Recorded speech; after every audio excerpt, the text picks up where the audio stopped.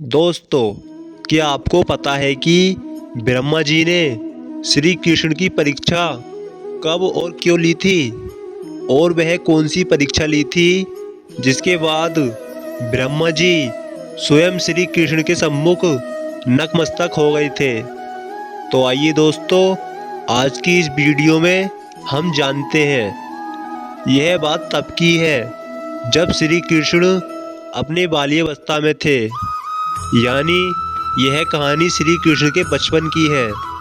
उस समय ब्रह्मा जी को पता चला कि भगवान विष्णु स्वयं श्री कृष्ण के रूप में पृथ्वी पर अवतरित हुए हैं, तो उनके मन में श्री कृष्ण के दर्शन करने का विचार आया। वह ब्रह्मलोक से पृथ्वी पर आए और देखा कि अपने सिर पर मोर मुकुट को धारण किए एक बालक गायों और ग्वालों के साथ मिट्टी में खेल रहा है। यह दृश्य देखकर ब्रह्मा जी को विश्वास नहीं हुआ कि यह बालक विष्णु जी का अवतार है, लेकिन बच्चे के चेहरे पर अतुल्य तेज था। यह देखकर ब्रह्मा जी ने श्री कृष्ण की परीक्षा लेने का विचार किया। उन्होंने सबसे पहले गायों को वहां से उठा लिया। फिर जब श्री कृष्ण गायों को देखने के लिए गए तो उन्होंने वहां खेल रहे ग्वालों को भी उठा लिया और अपने साथ ब्रह्मलोक ले गए। जब इसके कुछ देर बाद वह पृथ्वी पर वापस आए तो वहां का माहौल देखकर चौंक गए, क्योंकि जिन बच्चों और गायों को वे अपने साथ ब्रह्मलोक ले गए थे, वो तो श्री कृष्ण के साथ पृथ्वी पर खेल रहे थे। यह देखकर उन्होंने ध्यान लगाकर ब्रह्मलोक की स्थिति जाननी चाहिए। उन्होंने दिव्य दृष्टि से देखा कि सभी बालक और गायें ब्रह्मलोक में ही हैं।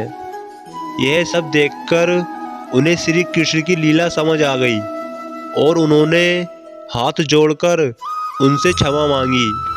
साथ ही प्रार्थना की कि हे प्रभु, मुझे अपने असली रूप के दर्शन दें।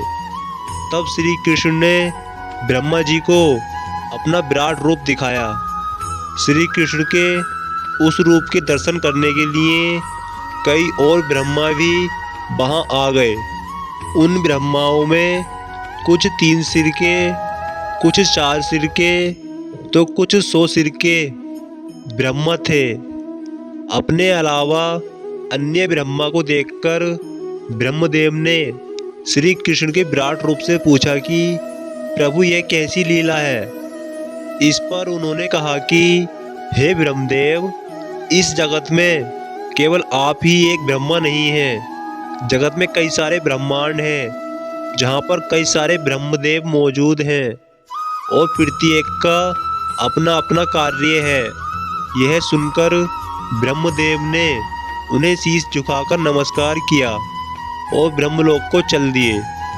दोस्तों, अगर आप भगवान श्री कृष्ण के सच्चे और अच्छे भक्त हैं तो कमेंट बॉक्स में राधे राधे जरूर लिखें।